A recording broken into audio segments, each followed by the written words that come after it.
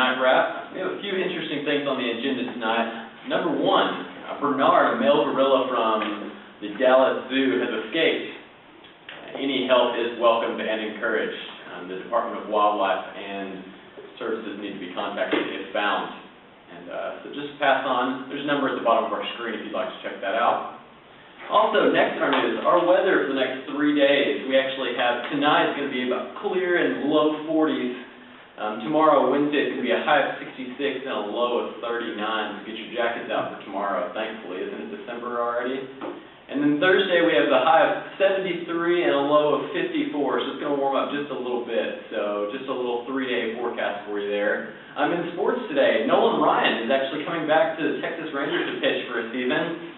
Yes, he is close to 70 years old, but, and I quote, he mentioned, "Our pitching staff sucks."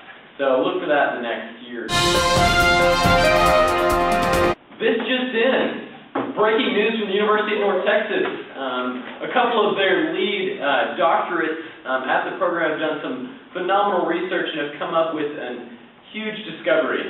And we'd like to pop out and go to our in-depth reporter on site, Cassandra Ume. And that's where we. Thank you, Jake. I'm here reporting live with Dr. Noor and Dr. Lubna. They've discovered an interesting discovery about Drosophila today. What can you tell us about the discovery? All right, well, first to begin, Drosophila is a fruit fly, right? And it's pretty common, and we look at the life cycles to see what they do and how they react to things. But today we discovered 2 mutations, actually. It was really fascinating. It's really fascinating stuff. We discovered vestigial wings in the female line, and what vestigial basically means is that they have short wings. And ebony, for the males, is basically they have black, darker body. That's pretty self-explanatory. Yeah. Oh, interesting. You're talking about life cycle. What can you describe about those as well? Okay, well, the basic life cycle on average is about 14 days. Pretty short, especially compared to human beings. And there are 4 main stages. There's the egg, which lasts about a day. Larva and the maggot, which you guys well know. Am I right? Lasts about 2 days, and then it goes into the pupa stage.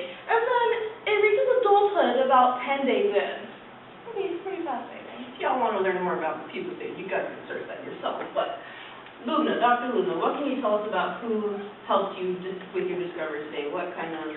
Well, we used Gregory Mendel's model of inheritance, and he proposed a couple laws of random segregation, which in my notes I've got that traits, in layman's terms, are randomly selected from the parents. And then also the law of independent assortment, which the traits of the parents transfer in different ways through the lineage. I predicted the results for the Drosophila children from the Mendelian cross ratios. He has already predicted ratios for what kind of phenotypes, the physical characteristics that will be seen in children of the parents. That is very, very interesting. How would this help affect humans later on? Drosophila, the fruit fly, as Dr. Noor explained, is a model organism. Its life cycle, its processes in the body are very similar to human processes. Sorry, I touched your hand. To further help human research, we can use the Drosophila findings in human research.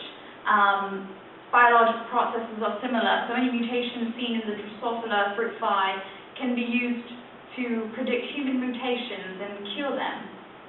That is amazing stuff right there. We'll send it back to Jake in the studio. Thank you, Cassandra.